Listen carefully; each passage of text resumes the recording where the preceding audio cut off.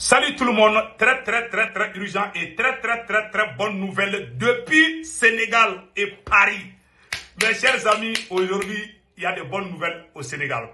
Aujourd'hui, vendredi 9 février 2024, mes chers amis, rapidement, la France, après les États-Unis, la France vient de demander à Macky Sall de dégager au pouvoir. Je vais vous lire ça tout à travers le ministre français de l'Europe, des Affaires étrangères et de l'Europe, Stéphane. Après, on va lire ce qu'il a dit devant l'Assemblée française.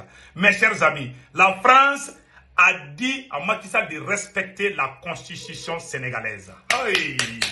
Je vous ai dit, depuis que les États-Unis sont sortis contre Macky Sall, je savais que les autres pays, l'Union européenne, après les États-Unis, l'Union européenne, maintenant c'est le tour de la France.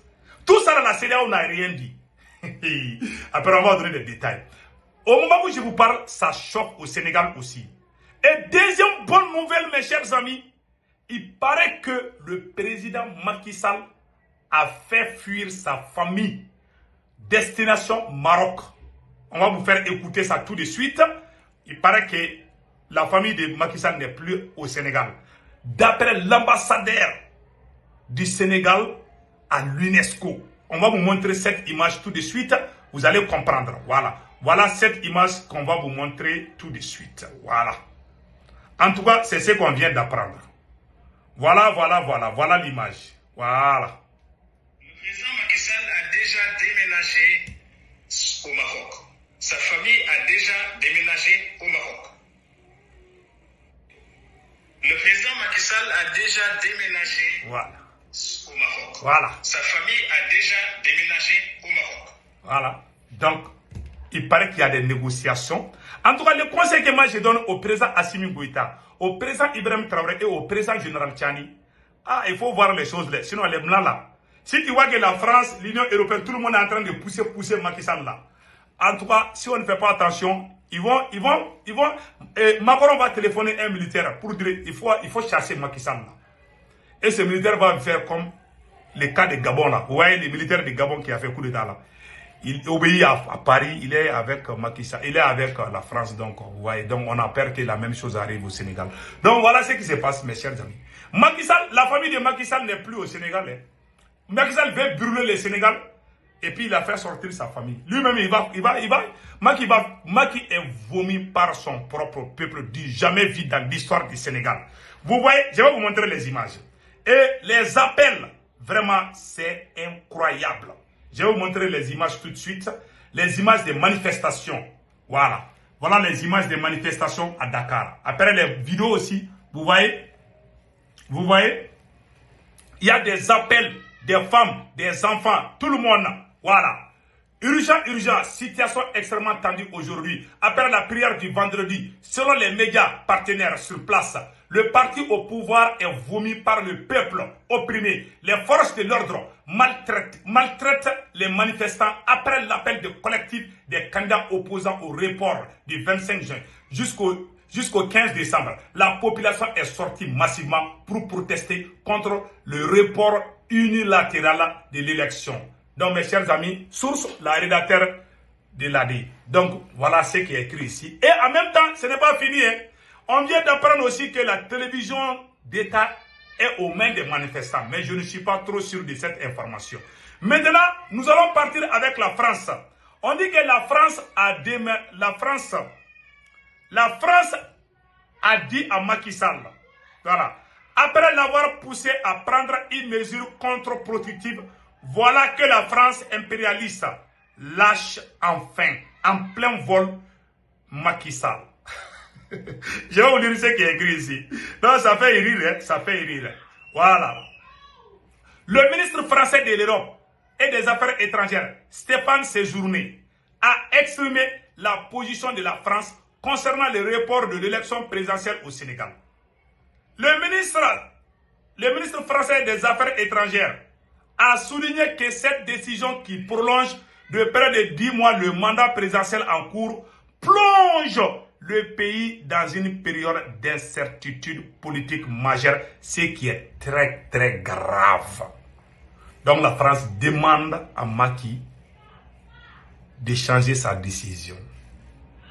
Eh mes chers amis, c'est chaud au Sénégal. C'est très chaud. C'est la même France qui a poussé Macky Sall à reporter. Maintenant que ça ne va pas, c'est la même France aussi qui demande à Macky de dégager.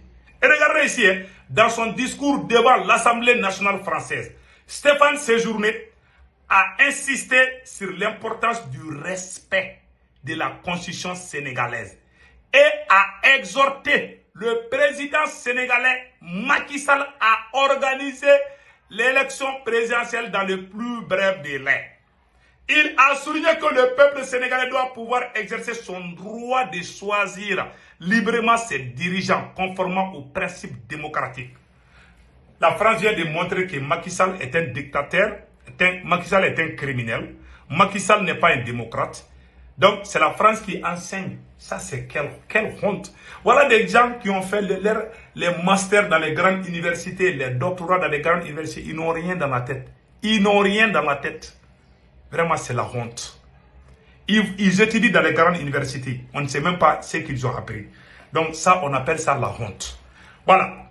Donc, cette déclaration fait suite à l'interpellation du député Aurélien Caclé, voilà, qui a qualifié le report de l'élection présidentielle de coup d'État constitutionnel. Et donc c'est fini pour Macky Sall. La France vient de dire à Macky Sall vraiment de rendre le tablier. Donc Macky est cuit. C'est fini pour Macky, je vous dis. Il y a les manifestations, il y a les appels partout pour que Macky quitte. Je vais vous montrer le passage d'une femme très courageuse. Je vais vous montrer ça tout de suite. Je vous ai dit. Voilà.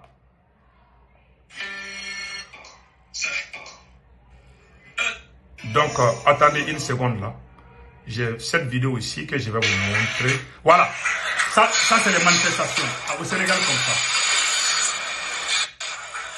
Ouais. Ça, ce n'est pas encore fini. Nous invitons également tous les chrétiens à se mobiliser ce dimanche 11 février durant leur messe citoyenne. Écoutons la dame là. C'est une dame très puissante. Nous invitons tous les citoyens concernés par la préservation des acquis démocratiques. Écoutons bien. À se mobiliser massivement. Voilà.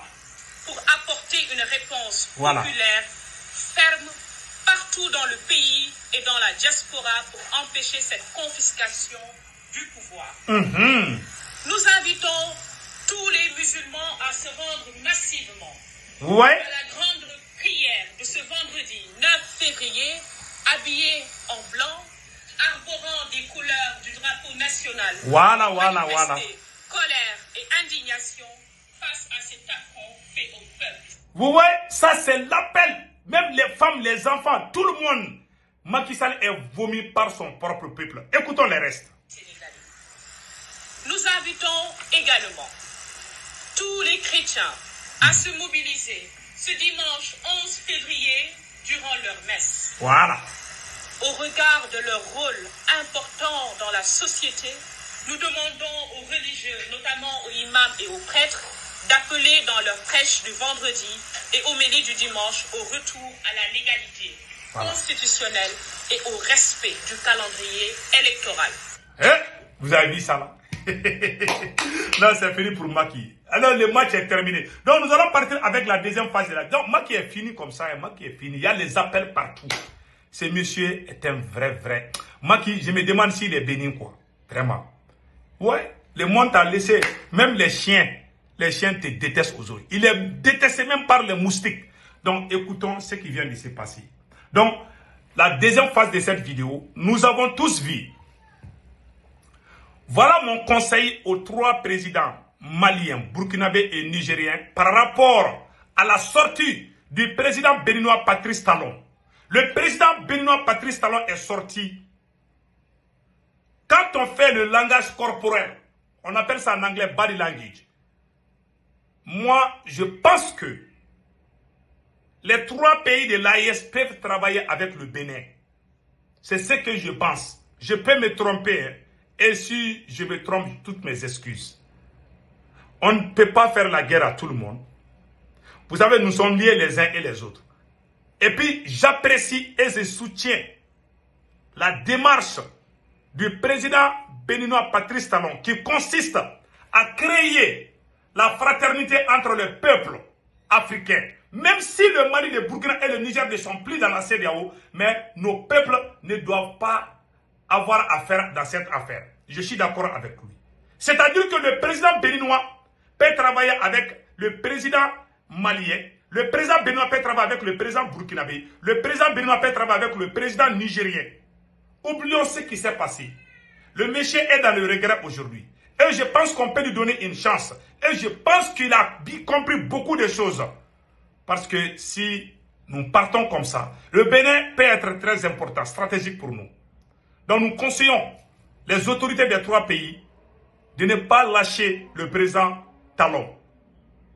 Je pense qu'il est sincère de ce qu'il dit par rapport à l'union entre les frères. En ce qui concerne le retour des 3 pays dans l'AES, moi je suis contre. Je ne pense pas que le président béninois veut que les 3 pays rentrent dans la CEDEAO. Il a compris que c'est déjà peine perdue.